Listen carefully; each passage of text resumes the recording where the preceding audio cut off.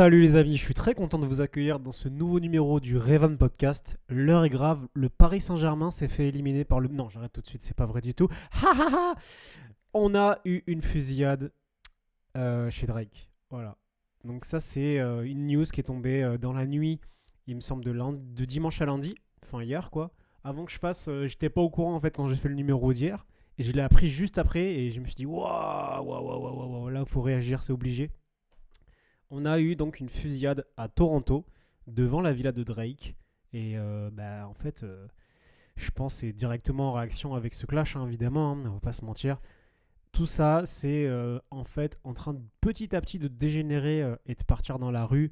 Je pense qu'il y a des entourages qui s'aiment pas du tout. Je pense qu'il y a des gens qui sont armés des deux côtés. Qu'on est du coup à l'équipe de Kendrick Lamar, donc avec toutes ses affiliations à Compton et tout, même s'il y réside pas, c'est un gars qui est connecté. Et que ce soit Drake de son côté avec son équipe, hein, OVO, et des mecs comme Bacana Nice, Chubbs, et qui sont vrais, qui sont ses gardes du corps, et qui sont pas des bouffons, clairement pas, qui sont pas des mecs qui rigolent, qui plaisantent. Il y a qu'à voir les. Juste, tu regardes une photo, t'as compris en fait. Voilà, c'est tout. Il y a pas besoin de plus discuter. Et ces mecs-là, pour moi, en fait, s'aiment pas. Les deux entourages s'aiment pas. Drake, Kendrick Lamar s'aiment pas. Kendrick aime pas Drake, Drake aime pas Kendrick. Et Baka Not Nice, Chubbs, les autres gardes du corps aiment pas l'équipe de Kendrick. Ça se retient, ça se retient, ça se retient. Le clash, ça fait depuis 2011, du coup 2014 ou 2013 plutôt qu'on est dedans.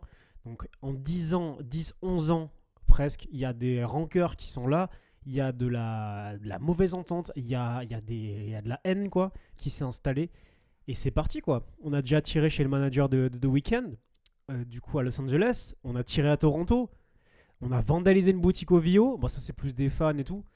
Donc, ce clash-là, en fait, entre ces deux trucs-là, là, c'est vraiment en train de prendre une autre dimension. Je pense qu'en fait, bon, il y a des trucs qu'on saura clairement pas. Il va y avoir des morts. Hein. Ça m'étonnerait pas, malheureusement. Et voilà, il faut savoir que les États-Unis, c'est le pays des armes à feu. Hein. C'est quelque chose de très très important pour l'Américain. J'allais dire moyen, mais pour l'Américain tout court. Hein.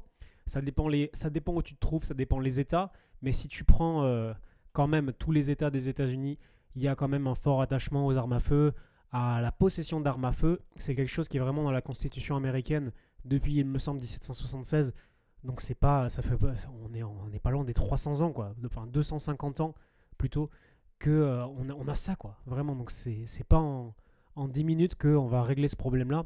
Et évidemment, c'est très facile de se trouver des armes à feu et donc de commettre des délits et des crimes. Et malheureusement, ce genre de clash-là, le hip-hop étant une culture qui vient majoritairement de la rue, du Bronx, New York, et donc des Afro-Américains, Caribéens, et du coup toutes ces minorités. Donc c'est des gens qui sont habitués à des problèmes de rue, à des embrouilles de rue, et qui en fait règlent les soucis comme ça. Ils vont pas voir la police, ils vont se voir entre eux, et soit ça se tape dessus avec des poings, ou avec d'autres, avec des barres de fer, ou voilà, bref, vous avez compris l'image, soit ça se tire dessus tout simplement, hein. C'est pas très très compliqué. Enlèvement, extorsion, raquette. C'est triste, mais c'est un petit peu la face cachée, quoi. Donc de la culture hip-hop. Faut savoir qu'en fait, même quand tu t'appelles Drake, que tu es l'artiste masculin le plus streamé, je dis bien, hein, de l'histoire de Spotify, t'es connecté à la rue.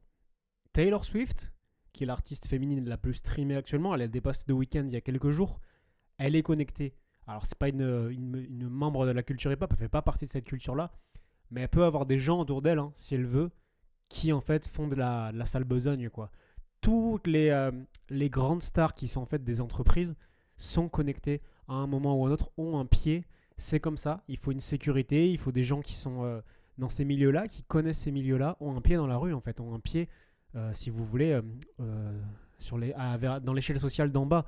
Parce qu'en fait, c'est des gens qui sont capables de régler des problèmes en interne très vite. C'est comme ça que ça se passe, quoi. L'entertainment américain est connecté à ça. C'est comme ça, et même international, j'ai envie de dire. Tu vas en France, c'est pareil. Hein. Tu vas en France. Alors, je suis pas un spécialiste des agences de sécurité en France. En tout cas, aux États-Unis, tout le monde est connecté dans l'entertainment à un moment ou un autre, à la rue et à des classes sociales défavorisées, à des classes sociales inférieures, du coup, pour, entre guillemets, régler la sale besogne. Et évidemment, on n'y échappe pas dans cette embrouille-là, dans ce clash-là. Donc, où est-ce que ça va aller ? Ben, on sait pas, on verra bien. J'espère que ça affectera pas un des deux directement. J'espère qu'on va pas avoir un Kendrick Lamar qui va mourir ou un Drake qui va mourir. Je pense pas que ça arrive en vrai, mais on sait jamais. Hein. On va tirer quand même devant chez Drake et on va tirer devant. On va pas tirer chez Kendrick, mais on va tirer chez quelqu'un du clan de Kendrick, entre guillemets, affilié, quoi. Et donc on verra. Allez, pour ce qui est du clash maintenant, moi je me suis mouillé hier sur X. Bah, j'ai dit que Kendrick avait gagné. En vrai, il nous a fait un hit de l'été avec Not Like Us. C'est joué en club. Les plus grosses punchlines, on les récite. Franchement, à mon avis, j'attends. Hein. On va sûrement avoir d'autres sons, mais je pense que là, il a pris une avance quand même. Donc voilà. Écoutez, c'est pas grand chose d'autre à dire. Et puis on se voit demain. Hein. Allez, peace.